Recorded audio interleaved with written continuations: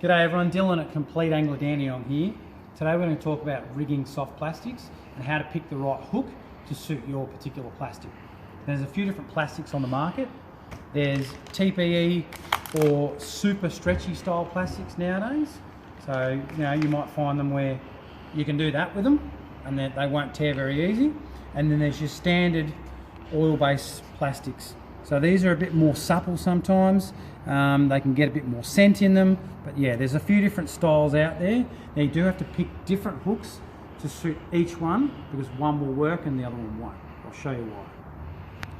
So what we've got one standard oil-based sort of plastic here, and then we've also got a TPE plastic above it.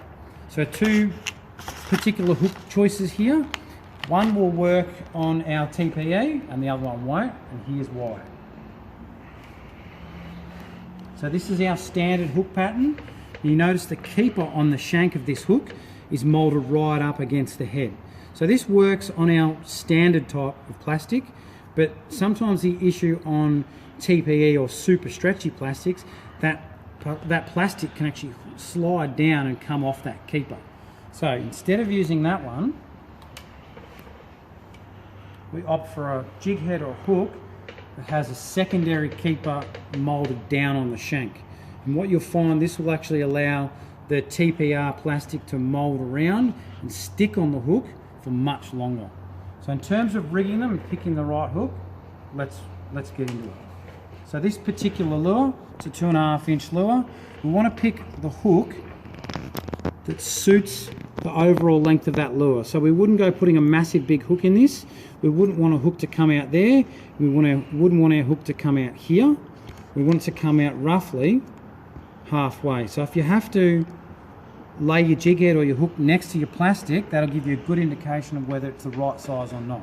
So when rigging it up, simply a matter grabbing the plastic firmly in your hands, grab your hook like you're baiting up a prawn or maybe a worm or something. If you have to make a little mark along the body of the lure to get it straight, do so. So let's say it's going to come out about there.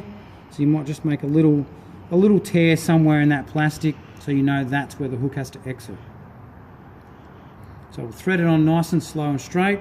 So hold the hook and actually feed the hook point into the front of the plastic.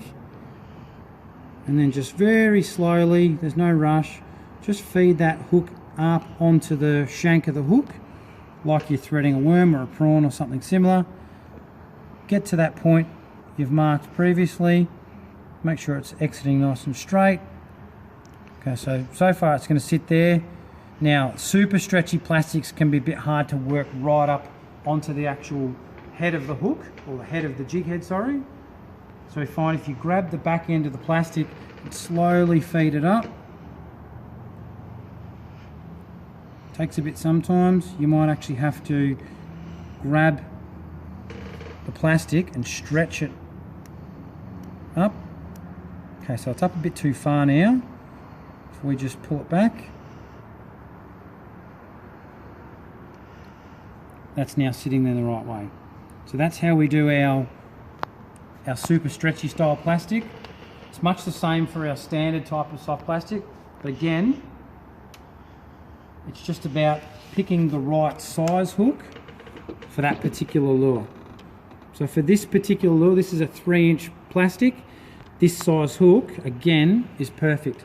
The hook point's roughly about midway along the lure, so it gives plenty of hook presentation, but not too much to kill the action of the actual lure.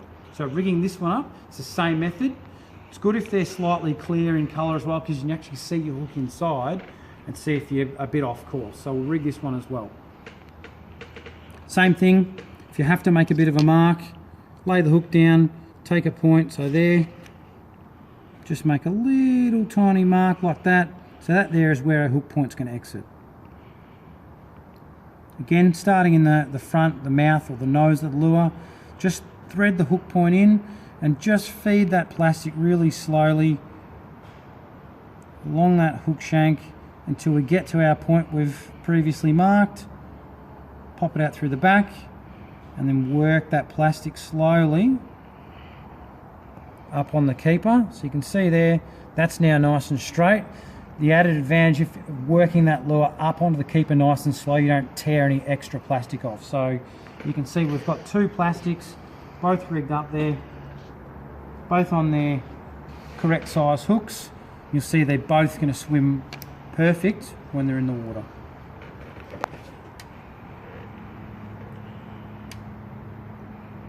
So that nice soft natural material really looks natural, and then you've got the advantage of the added buoyancy of the super stretchy material.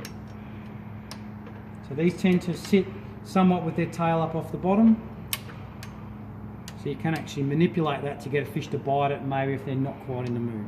But as you can see, two soft plastics, both rigged, ready to catch fish.